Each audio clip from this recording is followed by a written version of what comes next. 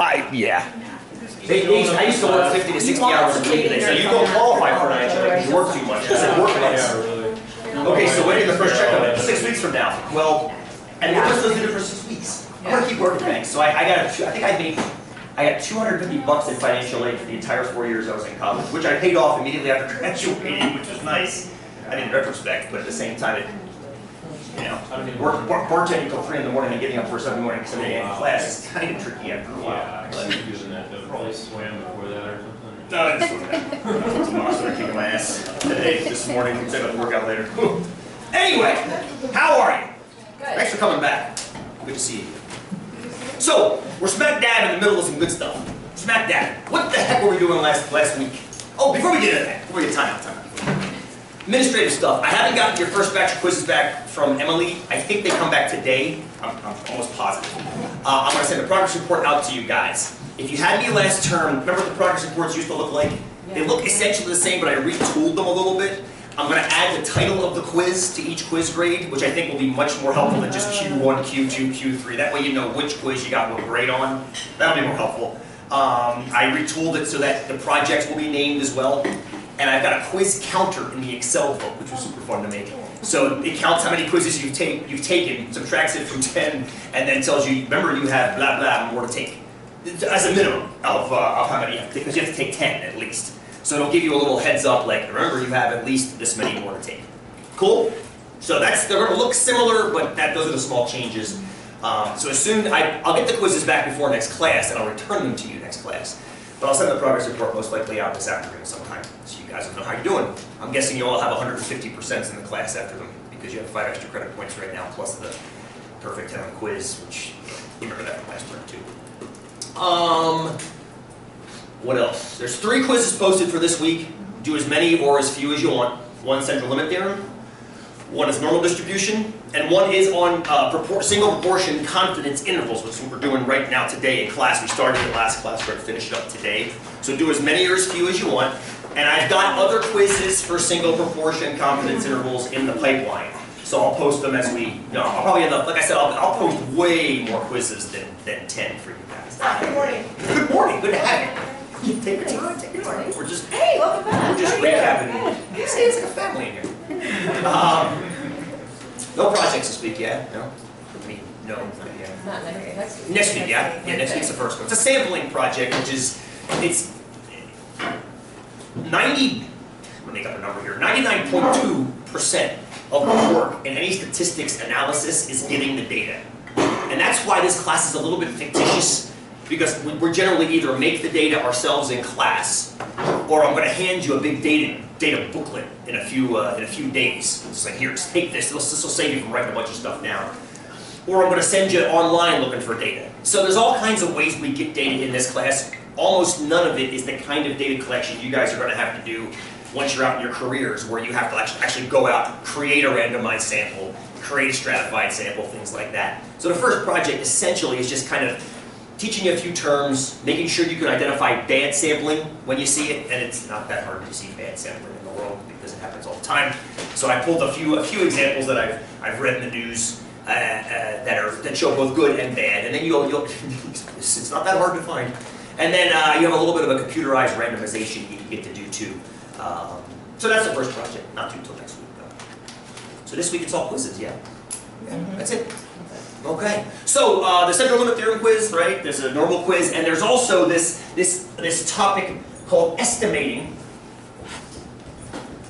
a population proportion, and that's what we're smack dab in the middle of. We're going to call that guy little p. We're going to call that guy little p.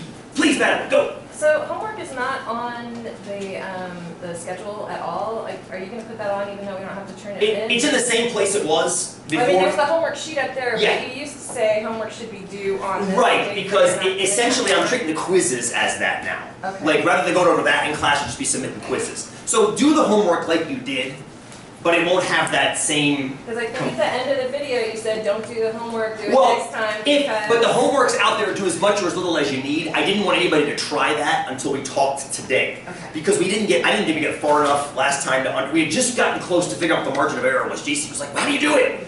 and then we had to get out because class ended. So I didn't want people to get in there and get frustrated. I just want to make sure I'm on You're schedule. fine. You're totally on schedule. Totally on schedule. Awesome. So the idea, and thank you for bringing that up, because that is kind of the point of today, is figuring out how to do this. So you don't get P. You can never know what little p is, because he's out there in the world, in your population, acting as he does, or she does, as it does.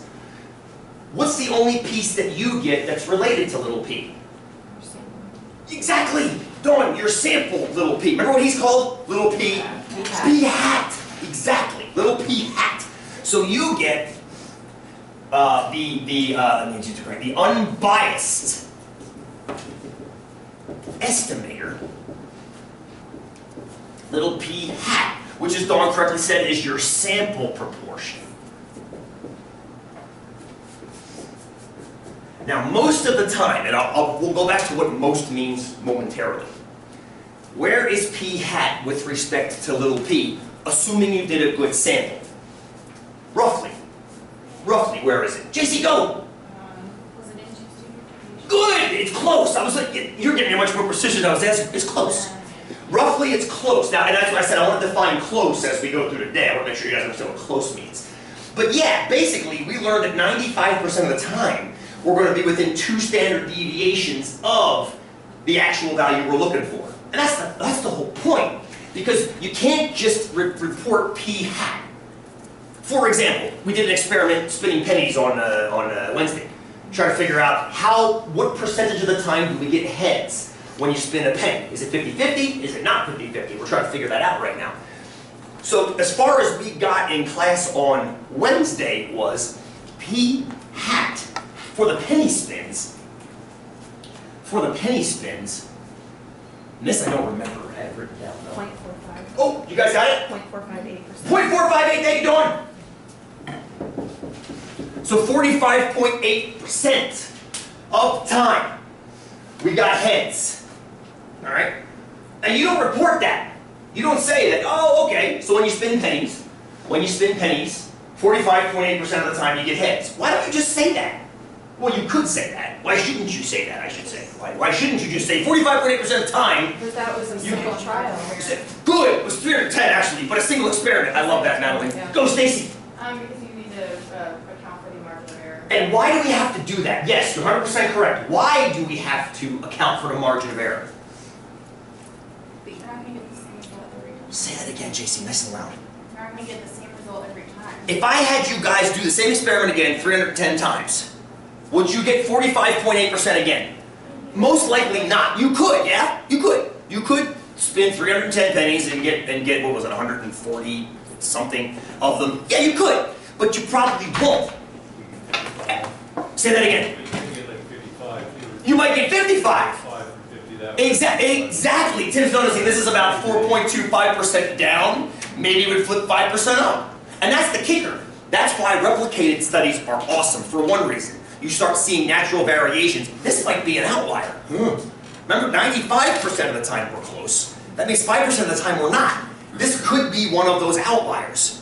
This could be one of them. But it most likely isn't, but it could be. So replicating the study, if you get close to this again, then you start feeling pretty good that they're not both outliers. That they're both probably pretty close. Good. Thank you. All good reasons. But the idea is, if we have this, we need to then take that. We need to take that bad boy and add and subtract a margin of error to it. I think I was calling it ME, wasn't I? I'm sorry, I use a lot of different acronyms. I call it ME, MOE, E. It all means the same thing. It means you're going to slap a margin of error on it. And when I say slap, I mean add and subtract it from that center. And the idea is that now this might look a little bit like, okay, you just wrote the same thing 3 times, but I didn't, did I? I didn't. Here's the one you don't know. Here's the 2 that you do from your sample. If you can derive these from your sample and set up the interval, then you've got what's called 95% confidence. What I want to really get into today is that 95% confidence.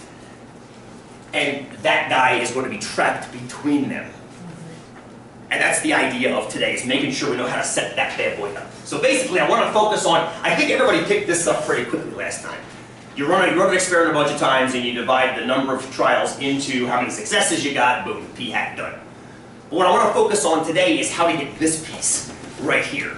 So I want to analyze it first. Any questions so far? That's kind of a catch-up that we did last time. Any questions thus far? Michael, go! So margin of error is like 2 standard deviations, right? It can be any number you want, and I want to get into that today too. Usually 2 is used because of JC's 95%. If you go with 1, then you're only 2/3 confident.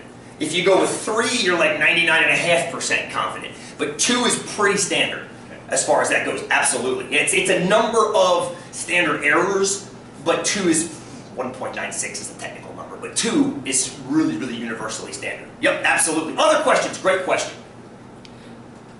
Cool. Cool. Let's do a little recap then to bring us back to how to derive that margin. I'm going to try to break these up more than I did